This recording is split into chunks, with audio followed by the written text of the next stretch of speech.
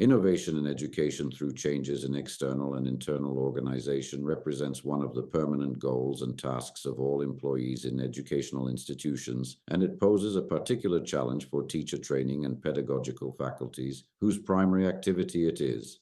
For years, more attention has been devoted to changes in the external organization, such as the introduction of new subjects, new content, or changes in the educational regime. While these are indeed very important, little has been done in terms of changing teaching methods, organizing instructional work, introducing modern technology, and transforming the evaluation of students' knowledge. It is no longer in question that lecture-based teaching and the assessment of reproductive knowledge constitute an outdated instructional technology. In this way, schooling becomes insufficiently engaging, poorly adapted to the individual abilities and interests of students, and thus suppresses both the internal and external motivation of learners, as well as the innate curiosity of children. To overcome these problems, it is necessary to constantly innovate educational technology, and one of the most advanced models is the use of artificial intelligence in monitoring, measuring, and evaluating students' work.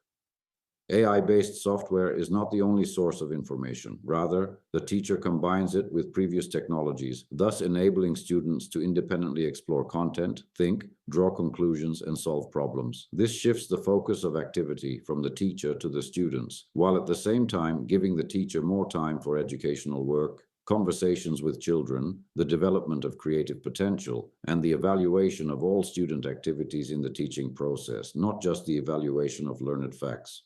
In this way, the school will foster a better emotional climate, collaborative relationships among students, as well as between students and teachers. In conclusion, robotics and artificial intelligence will not replace teachers. Instead, they will contribute to a more meaningful design of student activities, with the possibility of differentiating and individualizing learning content according to each child's abilities. At the same time, they will help teachers better assess interest, analytical and synthetic abilities, the application of knowledge in solving everyday life problems, comprehension, and even reproduction.